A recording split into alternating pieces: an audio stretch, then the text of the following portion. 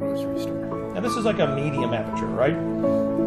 Let's go ahead and make the aperture, let's just open up the f-stop, really low number, like f1.4, and there you go. Now the subject is that one little thing of box of whatever the freaking those little tomatoes. Foreground's out of focus, background is beautiful and blurry, so all your focus is right there. This is a very open aperture. Here's just some other examples, just showing like how shallow it is when you're shooting things that are close. That's how blurry you can make the background at low f-stops. This image is barely usable. Just a tiny bit of that meat is in focus. The rest of it's just a mystery. It happens to be a boar, but you would never know it. Look at that. Do you want to put that in your mouth? No. What are you being crabby for? With this camera, we can easily see all the different moving parts and see how the shutter works. So right now we're going to show you guys what a really slow shutter looks like. As you can see there, when you hit the shutter button, it goes by. It's open for a long time. So your film or your sensor is being exposed to light for a long period of time, has a lot of time to soak it up. So when you kick the shutter up a little bit, you may miss it, so you might find 1 or 2 frames in this, because we're only shooting this at, what, 24 frames a second? So we shot it just at the right speed where you should just barely glimpse it. And it's gone. Yeah, it's so fast. So that's a fast shutter speed, which is what you'll probably be using if it's bright and sunny outside. You don't want your image to be overexposed or just blown out. So it's a super fast shutter speed. It's over. That's it. And that's how the shutter works. Now let's talk about what it does. And there's Kane hanging out. That's a decently fast shutter speed. Fast enough to stop him. I was shaking my head in for this photo, and we were just trying to show that this was high enough shutter speed that it stopped my face from becoming a giant blur.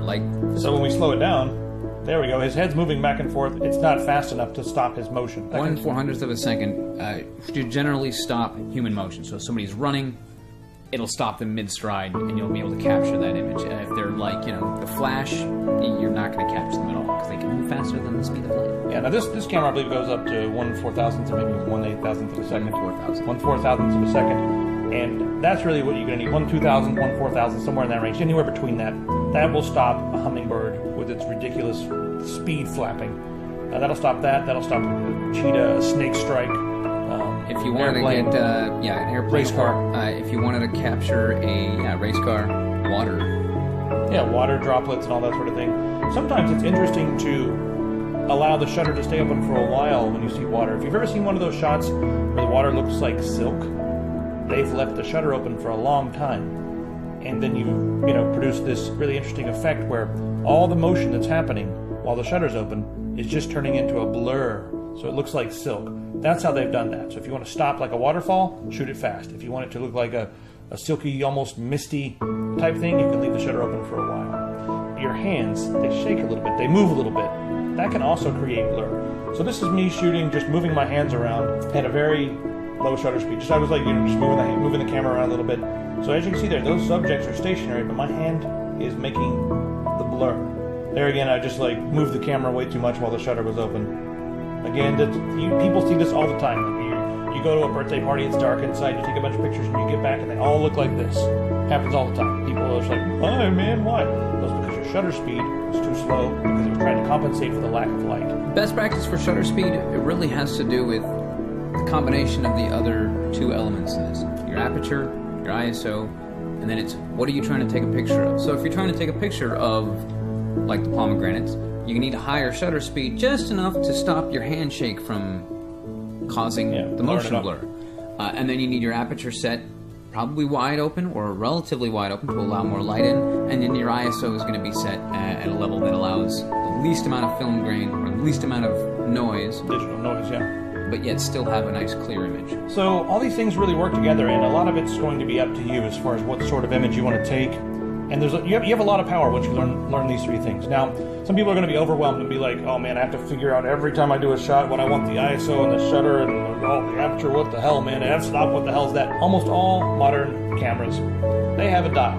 The dial has M for manual mode, which is how we shot most of these pictures, just put it on manual mode. But there's also a few other things that you should be familiar with, namely A and S. Sometimes it's S, sometimes it's TV for time value. The Canon cameras usually have TV and AV for aperture value and time value.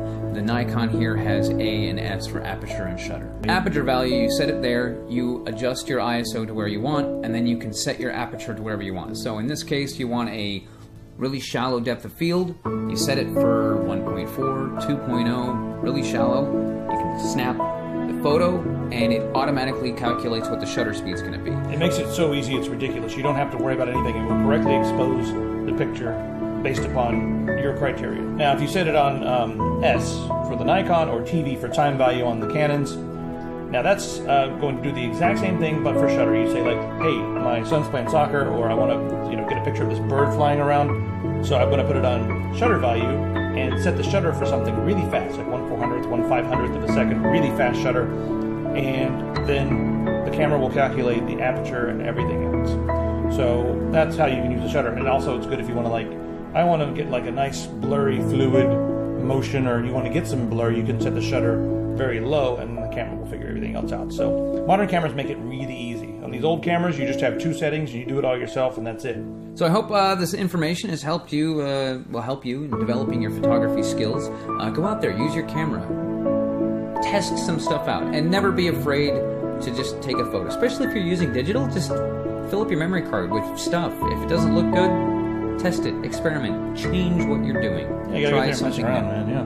So this is the Nikon, D750 that we used in this test, and we grabbed this off of Massdrop. And this camera's going to be on there quite frequently. So you'll see that. You'll see a few different lenses. We've got the 50mm 1.4 lens, which I freaking love.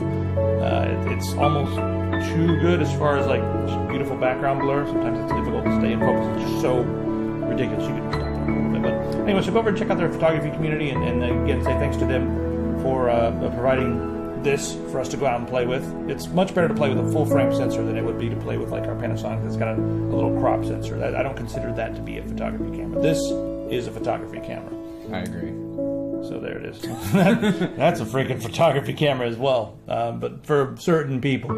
Anyway, we do have a photography section on our community. We're going to be doing more photography tutorials and getting quite a bit nerdier than this. Tried to just, like I said, keep this one kind of light as an introduction, but we're going to get scientific on some of these. So let us know what you want to see as far as camera and photography tutorials, and we'll see what we can do. Yeah, guys, just keep taking photos and come and post them on the forum. We've got a photography section there, and we can open up and critique and say, hey, this is good, that's bad. Or if you have a question of how can I make it look like this, I've got a photo that I've got, we can talk to you about how to make that happen. Pretty much it. See you guys in the forum.